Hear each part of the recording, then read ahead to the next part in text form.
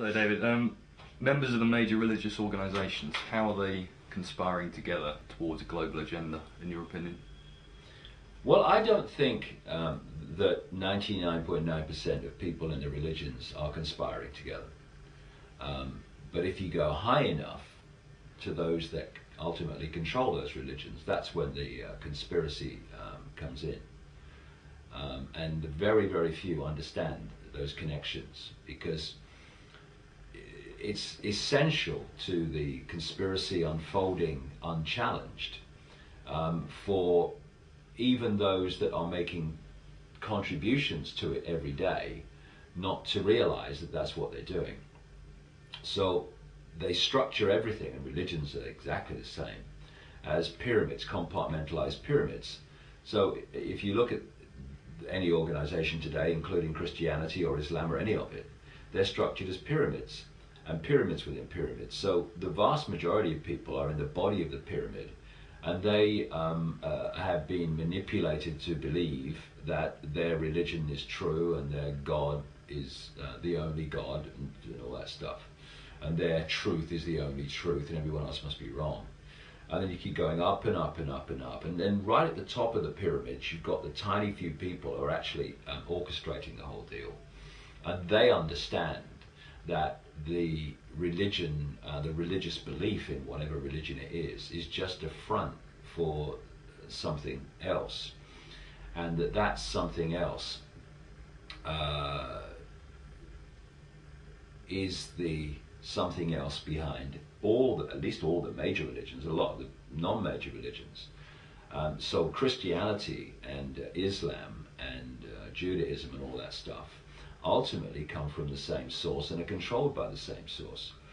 So if you go back to the ancient world and you pick up the sun god, moon goddess religion, which was predominant around the world, you would have Christians and Muslims and stuff who would reject the goddess, sun god religion, but actually their religions are just another version of it.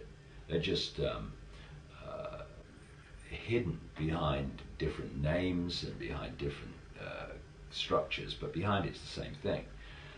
If you look at the way they depicted, for instance, just a throwaway thing, the way they depicted the sun god and the moon goddess in the Middle East thousands of years ago, it's the international symbol of Islam today, the moon and the star, the sun. If you look at the background to Christianity, you see that Jesus was just another version of the sun god, like Mithra and Tammuz in Babylon, and so many others, Dionysus, Bacchus. The same story was told about them thousands of years before Christianity that was told about Jesus. They just put the story in another historical setting and changed the names. And Jesus is a symbol for the sun. This is why what was said about him and the way he's depicted is a mirror of the way they depicted Horus, the symbol of the sun in ancient Egypt, how they did for Tammuz, symbol of the sun in ancient Babylon. And wherever you go, you find that these religions are different versions of the sun god, moon goddess religion, which is the religion of those who are conspiring to bring about this Orwellian state.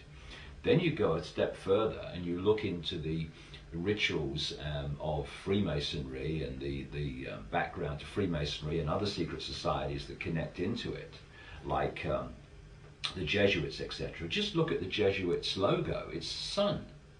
And you find again and again in Freemasonry that one of their prime symbols, if not the prime symbol, is the sun. So what you're looking at within the secret societies is another version of the ancient sun god, moon goddess religion, which is their focus of worship, which is the same focus of worship when you look behind the cover story of these major religions. And yet the major religions, certainly Christianity, on the surface condemns Freemasonry and all that stuff, and yet they're all different masks on the same face. And so again, when you take the pyramids up, the compartmentalized pyramid, and you reach the top, you find that the same few, what they call elite families, interbreeding families, bloodlines, are controlling Christianity, Judaism, Islam, Freemasonry, Hinduism. You look at Hinduism again, they are worshipping the same gods from the Vedic history as is worshipped in other forms in the Western religions. And so it's one religion, including the secret societies, but the religions at the base of the pyramid, where people see them in society, are presented in a different way. But it's all the same score, and it's all the same gods that they are. And you know, you go back to the original writings for the Bible. It's not talking about a singular God. That came in the translation. They're talking about gods, and so are the Hindu religions and all the rest of it. So we're looking at the same structure of belief and worship that's packaged in different ways. And of course, once you repackage it, then you can play the different packages off against each other, dividing and rule the general population as religions fight and they argue and all the stuff over who's right and I've got the truth and you've not got the truth.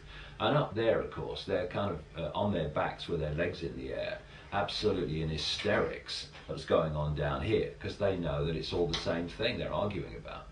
And of course, if you look at religion, it's been used in such a massively effective way in terms of advancing this agenda. First of all, you've got divide and rule, which any small group trying to control a massive group has to divide and rule the massive group to have any chance of success. But they're also selling belief systems, which are different packages of the same belief system, actually, as I've said. And those belief systems, when you take them on, they close the mind down and they firewall off the mind, because anything outside of the belief system must be wrong, so you won't look at it. So you turn someone into a person of tunnel vision and tunnel belief. And what we believe, we perceive. We edit reality based on what we believe, and you can see this because, you know, when you're having a conversation with someone who has a real preconceived belief about you, and you're having a conversation and you're saying things to them, and you're sitting there and you say, I never said that. I never said that. Oh, you did. Because what's happening is you are saying things, and it goes through the belief system of the receiver, the preconceived belief about you system, and it edits what's coming in by the time they consciously hear it. They are hearing what you're saying in a way that confirms and underpins their preconceived belief about you. And so once you take on a rigid belief, you edit your reality and perception through that belief.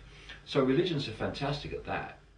And of course, the other great contribution that mainstream religion has made to this conspiracy through the centuries is being the focal point for expanding out across the world with the colonial countries and destroying, when they got in there, all the ancient verbal traditions of history, of reality, of everything that is at odds with what the conspiracy wants us to believe, in the name of things like Christianity. So Christianity goes into Africa, it goes into Australia, it goes into North America, and it destroys, or as much as it could, the thousands of years of knowledge and understanding that's been passed through that culture, and imposes upon it the rigid beliefs of Christianity, therefore taking out, because anything that was not about the rigid beliefs of Christianity, it's the devil, you know.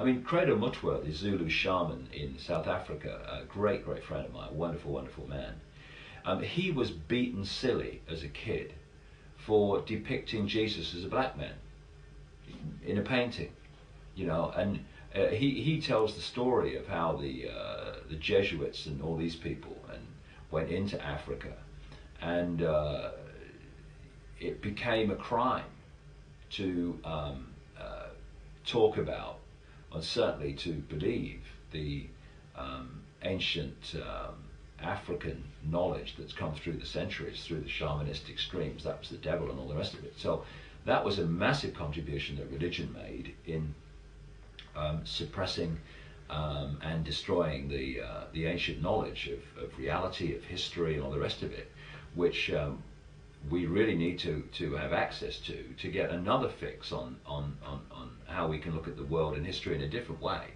outside of the official history, which has been written simply to get people to see the world and where we've come from in a way that suits the agenda. So religion's just a fantastic weapon for this conspiracy we're talking about.